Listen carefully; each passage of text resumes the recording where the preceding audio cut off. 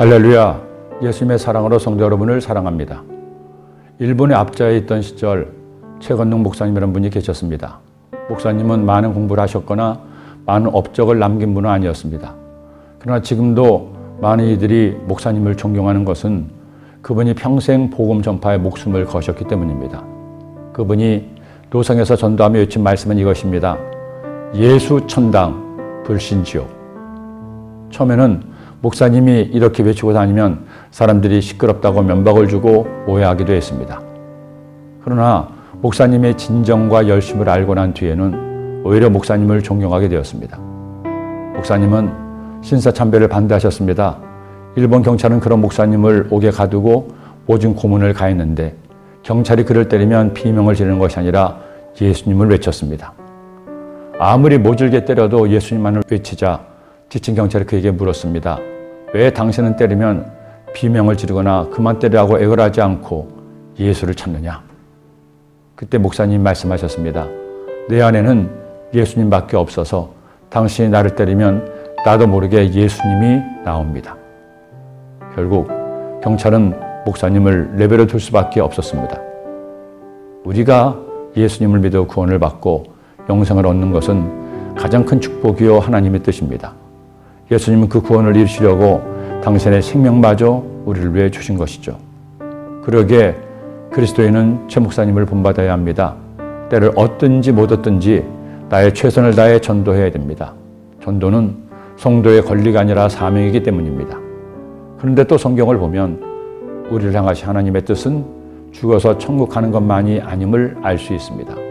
하나님은 지금 살아가는 우리의 삶에 엄청난 관심을 가지고 계십니다. 예수님 믿고 죽으면 영원한 천국에서 주님과 함께 살지만 살아가는 지금 이 순간에도 우리가 잘 살기를 바라신다는 겁니다. 그러기에 바울은 디도에게 이처럼 권면하고 있습니다. 그가 우리를 대신하여 자신을 주시면 모든 불법에서 우리를 속량하시고 우리를 깨끗하게 하사 선한 일을 열심히 하는 자기 백성이 되게 하려 하심이라. 예수님이 우리를 위해 생명을 주신 이유는 우리가 의인이 되어 선한 일을 열심히 하게 하기 위해서라는 것입니다. 그러기에 디도서 2장 말씀은 성도들이 어떻게 선한 일을 하며 살아야 할지 그 방법을 바울이 디도에게 전하는 말씀입니다. 늙은 남자, 늙은 여자, 젊은 남자에게 각자에게 맞는 선한 일을 하는 방법을 알려주고 있습니다. 그리고 더 중요한 말씀이 있습니다. 범사에 내 자신이 선한 일에 본을 보이며 교훈에 부패하지 아니함과 단정함과 책망할 것이 없는 바른 말을 하게 하라. 이는 대적하는 자로 하여금 부끄러워 우리를 악하다 할 것이 없게 하려 함이라. 가르치는 사람은 말로만 가르쳐서는 안 됩니다. 자신이 먼저 가르침대로 살아야 합니다. 물론 완전하게는 못하겠죠. 가르치는 사람이라 할지라도 사람인데요.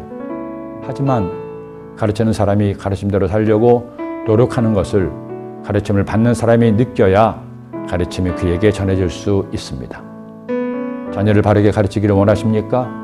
먼저 부모님이 가르치는 대로 살아야 됩니다. 마치 예수님께서 우리를 가르치시기 전에 가르치시는 대로 사신 것처럼 어른으로, 리더로 누군가를 가르쳐야 합니까? 먼저 내가 삶의 본이 되십시오. 여러분의 삶이 곧 가르침입니다. 그렇게 본이 되는 복된 주일이 되시기를 기도합니다. 기도드립니다. 사랑의 주님, 나의 구주가 되시고 나의 선생 되셔서 삶으로 가르침의 본이 되게 하심을 감사합니다. 우리도 주님을 닮아 나가는 모든 사람들에게 나의 삶이 가르침이 될 수 있도록 바른 삶 살게 하여 주옵소서. 예수님의 이름으로 기도드립니다. 아멘.